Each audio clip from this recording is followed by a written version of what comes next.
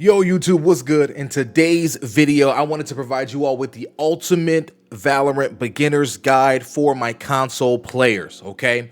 Now, if you're asking who is this guide for in particular, of course, the people that are going to be brand spanking new to the Valorant scene, right? They see it in the PlayStation Store, the Microsoft Store, and they're like, yo, I want to give this game a go right now. Of course, we're in limited beta right now, but I'm talking about in future tense, right? When the game actually has a full-blown release, or maybe your friend gave you a beta code and you wanted to give it a go and see what it's about. This guide is for you. Also, my returning players, the players that have played Valorant before, but they're like, yo, I got some rust and I'm on console now because I was used to playing on PC. Yo, I need to knock the rust off and be able to get back on my upwards trajectory so I can improve and be the best player on my team, or just the best player possible, or the best player I can possibly be, right?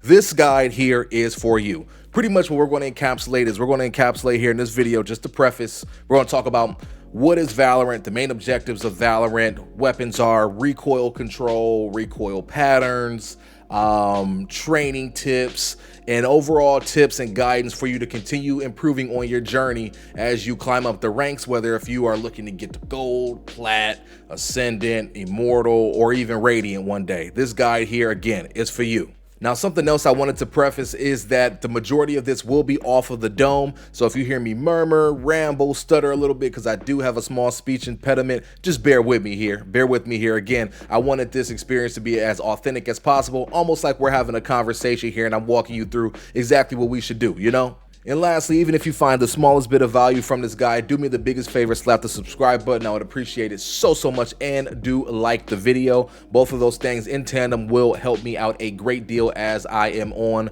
my content creation journey. Now, without further ado, let's jump in and talk shop, shall we? First thing I want to address here briefly is, what is Valorant, right? What is the objective of Valorant, or I should say the main objective of Valorant, all right? Valorant is a 5v5 tactical shooter where one team is attacking and one team is defending, okay? The attacking team's objective is to plant the bomb at one of 2 to 3 sites depending on the map and have the bomb end up exploding so that they can win the round, right?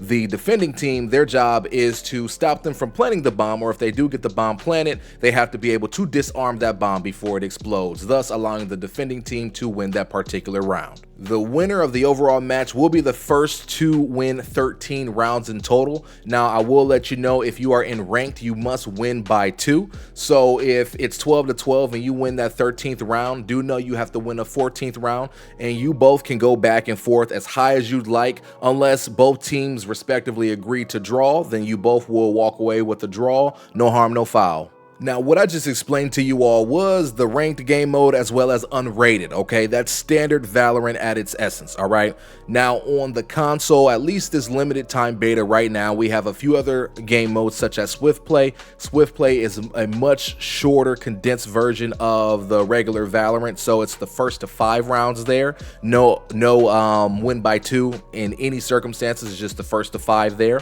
You also have Team Deathmatch here, where it is 5v5. The first team to 100 kills does end up winning, and after so long, there will be a period where you'll be able to upgrade your weapons over and over and over up till the final 50 or so kills, and again, first team to 100 will win. And then you have Deathmatch, which is a free-for-all. You don't have any abilities. There's no economy for you to purchase weapons. You grab whatever weapon you want. There's no rounds or anything. It's just the first player to 40 kills will win, okay? Now, again, I do want you all to know there are other modes, at least on the PC version, like escalation and things of that nature, that I'm not 100% sure will be coming to console or not. So just for the sake of it, I won't cover them, but just think of them as other fun game modes that you can embark in if they do end up releasing them here on console. So now that we got clarity there, let's go ahead and start to discuss what is the first thing we need to do following that tutorial that you complete when you first log into Valorant on console. The very first thing that we are going to need to do is we're going to need to calibrate ourselves, okay? And what I mean by that is we are going to need to get our sensitivity on point, and we're going to need to fine-tune that and tailor that to our specific needs. So what we'll do here is, over on that left-hand column, we'll go down to practice. What you just completed, of course, was the basic training. We're done with that for the most part. We're going to go over to the range right here. Click on this, and we're going to go ahead and queue in. Now, after we've queued into the range, we don't have to worry about what agent we're utilizing right now. I would say go ahead and grab a Vandal to start. This is probably one of the more complex weapons, which is why we're going to start with this, because if we get a good feel with the Vandal, we'll be good to go with other weapons such as the Phantom and whatnot, okay? So what we'll do at default settings, or when I say default settings is our default sensitivity settings is we'll go here to the settings icon. You'll see start and settings. We'll go to settings.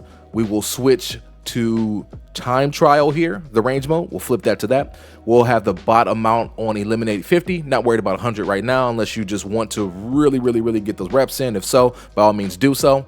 We'll have bot strafing on off, bot armor on, and we'll keep practice mode on just for the sake of having it. That's totally fine there. Again, not adjusting these right now. And I do want to preface by saying this sensitivity right here that I'm utilizing currently is subject to change. I've been dabbling with my sensitivity quite a bit, and I don't have the perfect one just yet. I'm still trying to fine tune things. So do know I'm on this journey alongside you. All right. So you'll again, make sure your sense is what it is. You'll back out of here and then you'll hit start. Okay. What you'll do is you'll put yourself in a good position. Let's say right here, you know, where you're not all up here on the, I don't know what you call the shelf line, rack, I don't know, whatever you want to call it, right? We're going to be backed up here like so. And all we're going to do is focus on right stick aiming. We're not going to stray for anything, and we're just going to shoot the targets, all right? We're going to be slow, we're going to be steady, and I want you to evaluate how you feel with every single bot that you end up rocking out, all right? Run through this with no focus mode, and focus mode I'll further explain here shortly. Of course, you went through the tutorial, so you have a decent idea of what that is. But again, no focus mode, hip fire only. Let's make sure we cruise through this. Again, not flying through it, cruise through it and evaluate, man, does this feel good? Am I over rotating? Am I under rotating as I'm trying to line up the headshots on these targets? Every single target, make that evaluation and give yourself a thumbs up or thumbs down, okay? Now, after you go ahead and complete that, 50 bot or 100 bot elimination, evaluate, ask yourself, man, does this default sensitivity feel good? For some people it does. My brother, he loves the default sensitivity. He's rocking out on it, dropping 25 plus a game, right? Other individuals, you may say like myself, that's a little bit slow. So what you'll do is you'll just go over here to settings, go down to global settings and start to tweak your base horizontal and vertical sensitivity, okay? Now, I do want to leave you all with a tidbit that was shared with me. Your vertical sensitivity actually is not a one-to-one correlation with your horizontal sensitivity. Meaning if I had this at 9.9 right here, me going up and down at 9 is not as fast as me rotating left and right at 9. So that's something to keep in mind, a little bit more complex, but again, just something to keep in mind there, okay? I don't know why I just went to my own settings. So I'm gonna go back to settings here and I'm going to mess with these. I'm going to dabble, right? I may bump it up 2 notches for the horizontal sensitivity, and then a few more notches. I may go like 8-10 for the vertical sensitivity just to try to get some alignment. Or you know what, just for the sake of simplicity, I may just go 8-8, and then I'll go ahead and I'll run through the bots again, right? Let's say, and let's pretend I went through all 50 bots. 8-8 feels perfect. I'm hip firing the bots, at a pretty solid pace. I'm on point. Everything is good. You can give yourself a thumbs up here, and now we have calibrated that base sensitivity. After that base sensitivity has been calibrated, you're literally going to do the same thing.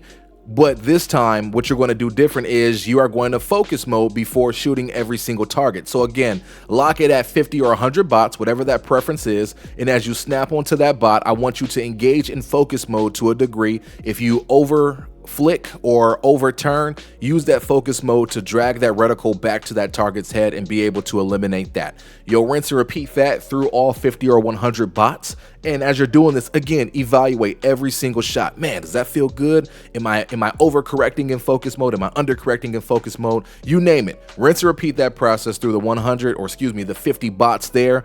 And after you've completed eliminating all 50 bots, of course, evaluate, man, I need to increase focus mode speed, decrease focus mode speed, whatever is most convenient for you there. Now, after you follow that cadence for your base sensitivities, your focus, even your ADS and sniper sensitivities, and I'll be honest, I just kept my ADS tried and true with the focus, and I did the sniper the same way. That seemed to be pretty consistent for me personally, okay? After you do that, of course, you'll come down to the dead zone settings right here, and you'll adjust your dead zones accordingly to your field. Now, you may ask, what the heck is a dead zone? Your dead zone, at least when it comes to your inner dead zone, is how much force on the right analog stick you have to apply in order for it to move, okay? Now, if I had this dead zone at 0, that would mean that I would apply literally almost no force onto the thumbstick to be able to move it, all right? This would be a little too twitchy, and for a lot of individuals, this would cause stick drift. Like you see my crosshair starting to trend downward here. My thumb is not on the stick right now. That is what we call stick drift, right? So rocking 0 on the dead zone is really unrealistic unless you have a brand new controller, of which after some time you will end up getting stick drift. It's inevitable, okay? So you have to play with this, see what feels best for you. I know a lot of individuals will typically rock in like that 0.7 to like 1, or excuse me, not 1.5, but 0.15 range, depending upon what their stick drift is and from a comfort standpoint, right? I typically float around like 0.7, 0.8, just so I do have enough sensitivity so that I can fine tune and adjust here, right? But nothing that's too crazy to where I'm battling stick drift, especially in a game that requires the utmost precision like Valorant, you know? Now, the outer dead zone, this is something you want to just keep at 1. It's how far on the end you can press your thumbstick or move your thumbstick in order for a signal to be recognized. Again, you don't want this to be really on the low end, because if it's really on the low end here, like I'll just show an example. If it's really on the low end, you're going to ramp up really fast here, and there's going to be a lot of inconsistency with aiming based off of that thumbstick response. So keeping that at 1 will be the most ideal thing, all right? Now, when it comes to response curves, again, I want to be fully transparent here. I have not been able to fully be able to decipher the difference between a lot of these response curves, such as medium, heavy, extreme, aggressive. Delayed is what it says. You have this huge input delay that feels really funky, especially when you're trying to be as precise as possible. It doesn't feel the best here. The not sensitivities, but response curves I have dabbled with the most have been standard, linear, and light, and I've been using those interchangeably. Standard is what it says. It's standard. Again, you can't go wrong with that. Linear is a 1-to-1 direct raw output, so if I have it on linear, you'll notice things be a lot more twitchy, which if you can, I guess for lack of a better term, if you can control the twitchiness, you can be an absolute monster on linear. I know people that come from Apex Legends and Fortnite that have ran linear, and I actually run linear on those games, full transparency. I know they tend to like lean towards linear in every other game as well. Valorant linear though feels a little bit different, and I think because there is like a speed ramp up when you do turn, and that's something you cannot turn off at this moment in time. So linear in Valorant isn't the most ideal thing. The response curves I tend to go back and forth between the most tend to be standard and light. Light seems to be a nice balance between standard and linear, to where I can have the twitchiness whenever I need it to be able to hit those shots, not like what you're just seeing right there, but to be able to snap onto a target and hit shots without it feeling over twitchy, if that makes sense. But also it doesn't feel dull either. So I personally settled on light. I would encourage you to dabble between those 3 response curves and see what best suits your fancy, okay? Now, one thing I didn't do the best of jobs explaining earlier was like what focus mode even is. I kind of touched on it and just assumed that you all had a great understanding based off of the tutorial. So I'm gonna just touch on that real quick. So focus mode is when you press, it's either L2, for me it's L1 because I like using bumper. I think bumper shooters is the preset title on here. It's when you get into this mode where you have the ability to slow your sense down and aim more precisely just by holding that button down. Unless you switch to toggle, then of course you would tap it and then you would be able to turn it off, right? So if you see I'm turning right here, this is hip fire. If I add in focus time, that's, or excuse me, not focus time, but focus mode, it slows down a bit. Now, my focus sensitivity is a bit higher to be closer to my hip fire, so you don't see a large discrepancy there, all right? And then if I ADS by clicking the right stick in, you'll see again that speed stays a bit slower as well. Now, Valorant isn't a big ADS game. Typically, you're going to be firing via hip fire or focus mode there, all right? Again, focus mode allows for you, if you over rotate, like let's say I'm trying to shoot this guy right here or this target right here, and I over rotate, oops, let me engage focus mode, and I can fine tune that to be able to line it up and put him down, okay? Again, ADSing is something that I would only suggest you do if you're holding a long lane, right? So like if I'm all the way here and I'm just holding this lane, and I may hold this lane from an ADS place. So if this individual strafed in or they came around the corner creeping, I can go ahead and line up that shot. But outside of that, for the most part, I typically still rock out in focus mode right here. Now, once you have your sensitivity calibrated, I want you to go ahead and I want you to pop up over here, all right? This is where we will get familiar with all the weapons, all right? So what we're going to do is just go over here to this setting. We're going to make sure that we got the target dummy on, and let's just leave the target distance at 5 to 10 meters. Either or is fine. Actually, let's just do 5. Let's just do 5 right here, just so it's right here in front of your face, right? And this is where you will have the opportunity to feel out the weaponry. And I want you to do, what I want you to do, and this may take some time, so bear with me, is I want you to go through every single weapon here, every single weapon in the game, and at least shoot a clip of it, right? Or I guess since I have unlimited ammo turned on, just shoot it for 30 seconds, you know, just dabble for 30 seconds before moving on to the next one. All right. So again, I want you to go through every single weapon, and I want you to just fire, no type of recoil balance. And I just want you to see the randomness that Valorant is, right? So the thing with Valorant is you want to fire when you're not moving. So you're strafing, you're getting ready to get in a gunfight. Like if I'm fighting this individual right here, right? You're strafing, like let's say I'm coming around here and I see him. What I want to do before I shoot is I want to make sure my reticle is lined up with his noggin, whether if I got to use focus mode or not, and then I fire, right? What happens if I fire while strafing? Bullets fly everywhere. So literally, as you see somebody, it's a race to see who can line up their reticle faster, stop moving, and be able to fire. Okay, so that's something to keep in mind. As you can see, straight firing, that is not a thing here in Valorant, not at all. But you shoot, you move, you come to a stop, you shoot, come to a stop, shoot, you're going to be more accurate. All right. When it comes to weapons like the Vandal, for example, do know that your accuracy is only going to come from typically like the first 4 to 5 bullets. So if you see me right here and I shoot and I do no type of recoil control, those first 4 bullets, after that 4th bullet, you see my recoil starts to bounce upward, right? So you see that 5th bullet doesn't even hit the target's head no longer. Now, if I balance it, you see I can get 6 shots on this target's head before the spray starts going everywhere. So something you're going to have to do is you're going to have to know, okay, I fired 4 bullets there. Let me let the recoil reset before I fire another 4 to 5 bullets, okay? So that's with the Vandal. You'll see some consistencies with some other weapons as well, such as the Phantom. You have a bit more recoil control, and as you see, it gave you a nice description right there when I went ahead and I switched to it. So if you see here, I can get 5 shots on a noggin before the recoil dips above, and if I balance a little bit, I can get about 7 shots before there's some deviation there. So again, I want you to shoot this bot, shoot the target, dabble, dabble, dabble. The more you dabble, the better, and the greater prepared you will be to actually enter a gunfight. So now that we've had the opportunity to check out all the weapons, explore recoil patterns, dabble with stopping before firing, we have our sensitivity tuned. Now it's time to train a little bit, all right? It's time to train a little bit, or at least get warmed up here, all right? So what we're going to go ahead and do is we're going to go back to shooting the bots, right? We're going to make sure we have time trial, eliminate 50 or eliminate 100, but we're going to throw in some strafe action here, okay? So the gameplay you're seeing up here on your screen as I'm hitting the bots left and right, do know, again, I'm taking my time here. I'm not trying to rush through it by any means. I'm just trying to reacclimate, not even reacclimate, but I'm just trying to further acclimate to my sensitivities that feel the best for me, all right? Again, taking my time. I do miss some shots here and there. Please bear with me. I am like not on point right now at all, you know. Haven't even had my coffee yet, but I digress there. No excuses. No excuses at all. But yeah, but ultimately, again, I'm just focusing on taking my time, lining up the reticle, hitting shots.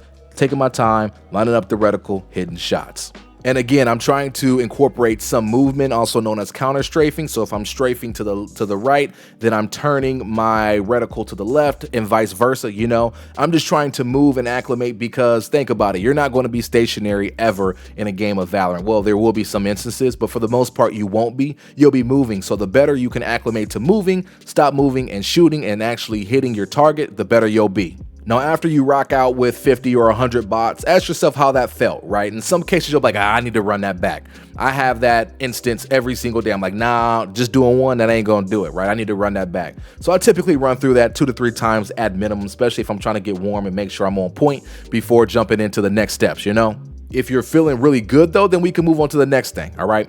The next thing will be us going here to settings and switching to the shooting test, all right? And I want you to start easy. I want you to start on easy because look, we're not trying to be tens right now. We're not trying to be Shroud or anybody like that at this moment in time. We're just trying to further ingrain the sensitivities that has chosen us, right? We didn't choose it, it chose us, you know? So you'll go ahead and you'll make sure you have the shooting test on, you'll have it on easy, and you'll just roll through this easy peasy, right?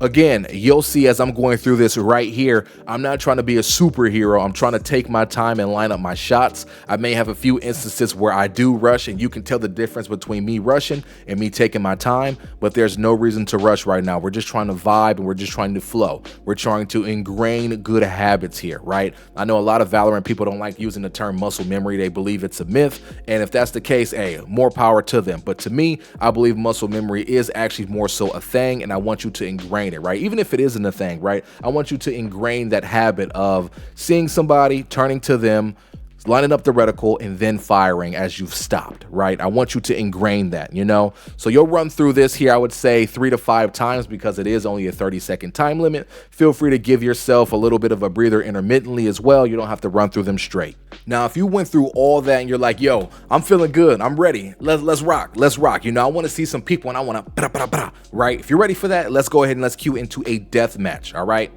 Deathmatch is really good because it's a free-for-all. Even if you're in a party, you have no opportunity to team up. You just have to point and click, or in this instance, you have to aim that thumbstick and tap. The ultimate goal here is to have mechanical carryover from what we just did in that training range. And then I guess a secondary goal to that would be to finish top 3 to 5, you know? Strafe around, stop moving, line it up, and fire. That's literally it. We're focused on that here during the deathmatch. And again, I like starting with deathmatch over team deathmatch because you got to rely solely on yourself and your own ability, you know? Now, after running a few death matches, if you want to jump over to team deathmatch to acclimate to certain abilities and things like that, by all means, feel free to do so. You know, I would just say have the goal of being like top frag or, you know, being in the top 2, you know, but still trying to further ingrain all those mechanics you just worked so hard on in the training range. Once we've went ahead and handled business in deathmatch or team deathmatch, it is now time. It's time for us to jump into a regular game of unrated, or if you're like, I'm not ready to go ahead and rock out for 20 plus rounds possibly, then let's jump into a game of swift play. There is nothing wrong with that. It's short, sweet, first team to 5 rounds wins, and you're good to go there, right? And honestly, I think swift play is a great opportunity to try out other agents, you know, to see, man, who really suits my fancy. And speaking of agents, though, I know you all probably thought I forgot, man. Cray didn't talk about the agents. No. I wanted to talk about the agents right here, right now. So let's go ahead and let's further discuss. So when it comes to agents, we have 4 type of classes here, okay? We have our controllers, we have our duelists, we have our sentinels, and we also have our initiators, okay? So talking about controllers here, controllers in Valorant are all about utilizing their smokes and being able to block off certain areas of the map to make either offense or defense easier for their entire team, okay? These agents are such as Astra, you have Brimstone, you have Clove, Viper, Omen, and Harbor, okay? As you all can see, I really don't have these characters unlocked because I do not main controller. Having that level of responsibility for me personally is a little bit too much, so I typically leave that to my homies. Secondarily to controllers, we have the duelist class, all right? These are exactly what their name states, you know? These agents are the ones that excel in 1v1 fights, and their ultimate goal is just to break through the enemy's defense and be able to win those 1v1s, all right? As you all can see, I have the majority of these unlocked because I am a much better duelist than I am anything else. And I do have to grab ISO. I'm lacking there. Hey, make fun of me. All good. All good. But ultimately, again, rocking out with a duelist, you are confident in your ability and do know you will die a lot because, again, you're trying to break the enemy ranks. You're trying to put down 1 to 2 enemies so that when you do go out, you can leave the favor of the battle in that round to your team, you know? Also, you have a great multi-kill opportunity when you rock out with a duelist because their kit's often a lot for it. Next up, we have the Sentinels, all right? Think about the Sentinels as being polar opposite as to what duelists are, right? They are the defensive class when it comes to Valorant, you know? These agents are really good at slowing down, stalling, or sometimes outright stopping enemy pushes and putting the team in the best position possible to be able to assess the situation and handle business there, you know? When it comes to rocking out with Sentinels, you have to have a particular skill set to rock out with, like a Cypher or Killjoy. Chamber plays a little bit more like, I would say, a duelist, but we'll talk about that at a later time or maybe in a later video. But keeping it simple with like Deadlock or Sage is typically what I do so that I can stop enemy pushes. If I'm holding down a site by myself, I can go ahead and I can thwart those enemy forces until my team can roll around and help me handle business, you know? And last but not least, we got the Initiators, all right? The Initiators are like the support class, but in a sense, they're a bit of the jack of all trades, you know? They're really good at initiating fights, in some cases similar to duelists, but ultimately they will help your team, you know? They will have some type of ability to gather reconnaissance, such as Sova using his arrow dart thingy, or like Fade being able to use her darkness thingy to pinpoint where enemies are. Gecko has the ability to do so. KO can suppress, so on and so forth, right? Initiators have the ability to turn the tide of a fight and be really annoying for the opposition with their entire kit. So again, if you're rocking out with the Initiator, expect to be a jack of all trades in a sense and be able to handle business on all fronts as well. So as you're jumping into your first game of Swift Play or unrated, right, I want to set proper expectations. You will die, and you will die a lot, okay?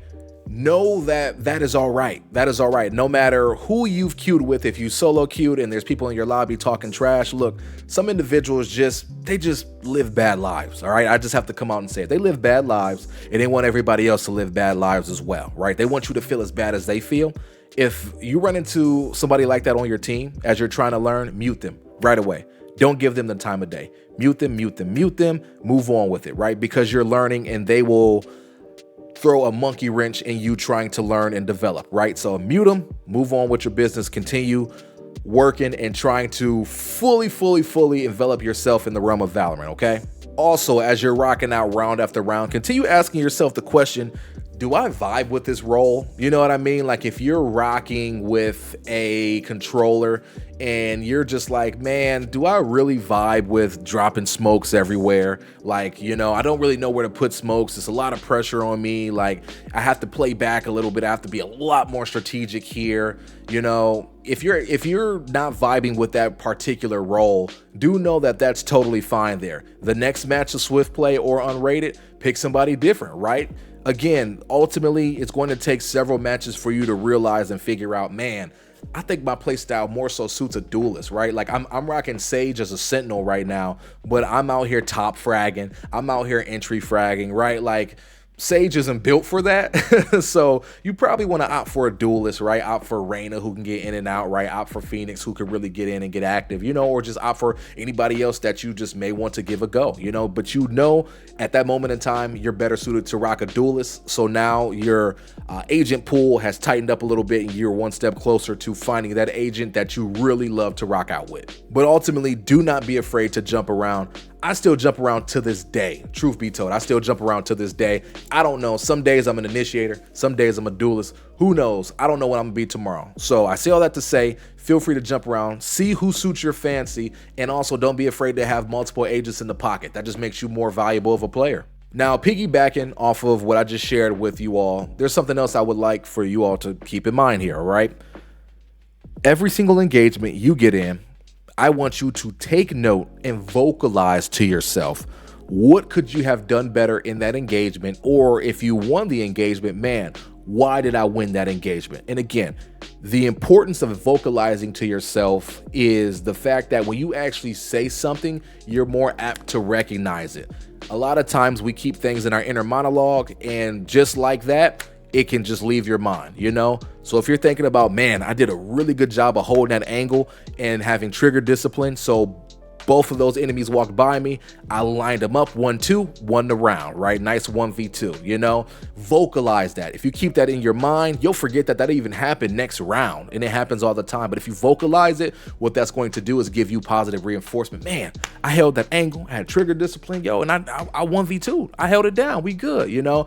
You saying that, again, that's a boost of morale, but then also at the same time, it's going to be further ingrained because you've actually vocalized it. Therefore, you've acknowledged it, right? On the flip side, something bad, man, oh dude, I rushed that push.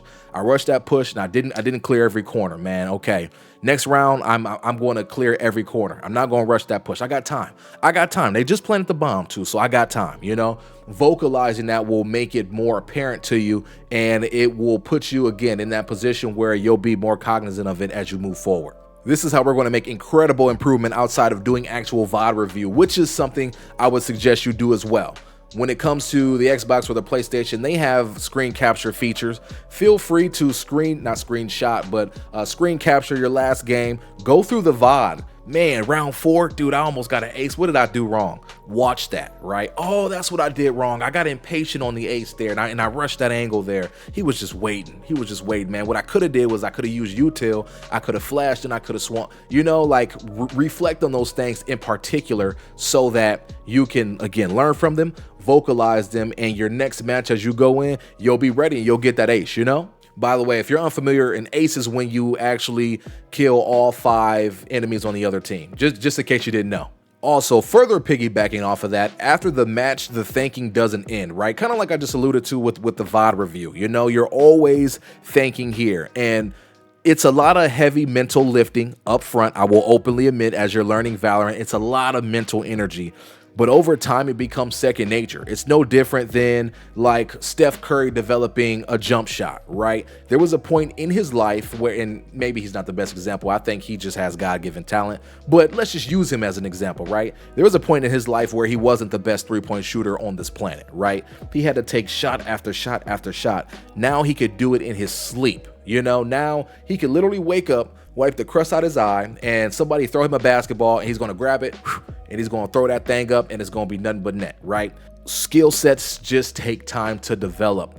So does mental prowess. Those type of things take time to develop, and the more you nurture it on the front end, and the more you do these things on the front end, the better you will become, and the more autonomous you'll be, and you'll be an absolute animal without even thinking about it. You know what I mean? So always reflect, as I just mentioned, VOD review if you have the ability to do so. Shoot, even write them down. I have a whiteboard right here, and I have the top 10 things I need to work on, and I focus on 1 to 2 things a day every time I play. I hone in on those things, and I have them written on my whiteboard. Do whatever you got to do to reinforce the things we know we need to address. And some people may watch this and say, wait, what if I don't know? What if I don't know what to do in this situation? Trust me, when you actually take time to think about it, you all are much more intelligent than you all even believe, right? You got to give yourself some credit here, you know? When you reflect on that situation, trust me, you will find a solution. And in some cases, you won't find a solution. In some places, you just get outplayed. You got to just say, you know what, man, that dude, man, he just outplayed me. You know, checkmate. It is what it is, right? You take it on the chin and you move forward, you know? So again, always be in a constant state of thinking, and always ask yourself and figure out how you can improve and how you can not make that same mistake again. And guess what? If you do it on your own accord, it's only going to be greater reinforced as you are going through that learning process. Also, something else I do want you all to keep in mind, this is kind of like an important sidebar. Communication is key, especially in Valorant. Believe it or not, you know, this isn't Call of Duty Warzone where you can jump into Rebirth Island and be mute and still win the match, right? Not by a long shot. Communication is absolutely key in this game. Now, I want to be sensitive for those that do have some like social angst, right? I'm one of those individuals. I'll be totally honest, right? If that's the case, then you better ping like a mad individual. Ping the map, ping where you see an enemy, ping, let your team know what you're going to do. There's a command wheel where you can say, hey, like I'm holding here, right? You have all the abilities to, all the ability in the world to communicate with individuals without actually unmuting your microphone, right? So utilize that if you need to, but just communicate as much as possible. Valorant is the game where the team that is not the best can still win because they have better communication.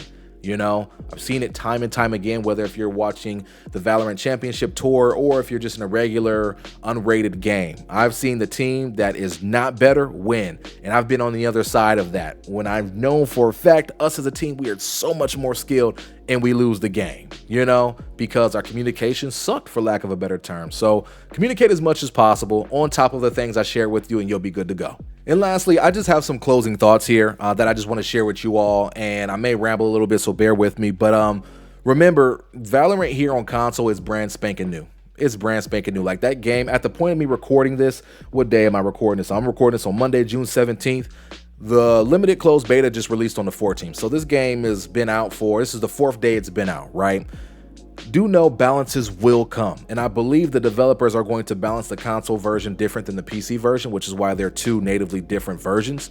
So like Neon, for example, that's breaking everybody's ankles because we can't keep up with our analog sticks. I'm sure Neon will get adjusted at some point in time, and then there will be some other balance changes that I know will come down the pipeline. So we just have to have patience here, and we have to give the developers grace when it comes to this, you know? And in speaking of giving the developers grace, you got to give yourself some grace here as well, because skill development in this game is not easy. You know, I was an individual where on Apex Legends, within a few months of me really playing it and really getting active, like I was a guy that was able to climb up to diamond, right? Was able to do so, and literally had I kept playing for that split, but I just didn't. I had a lot of life things going. Had I kept playing in that split, like I would have made it to Masters. No ifs, ands, or buts about it, you know? Still had a few weeks left in the split. So was able to do that without an issue. There have been individuals that have been playing this game since release and still have not even came close to seeing Immortal, which is the highest rank closest to Radiant. And Radiant is just the top 500 players in the world, okay?